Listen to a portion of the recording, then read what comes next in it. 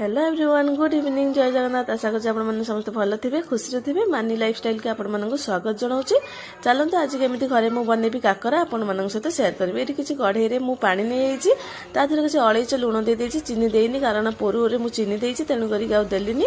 ये शुखला सुजिक देकी देखूँ काकरा आण तैयारी करदेली ताकू नहीं आसली तल को ठंडा है गोल गोल बनैबी काकरा मंडा। तो ये मोर जो नड़ियार करी नड़िया पूर्व करी भी नहीं आसली ताकू भी ठंडा करदेली।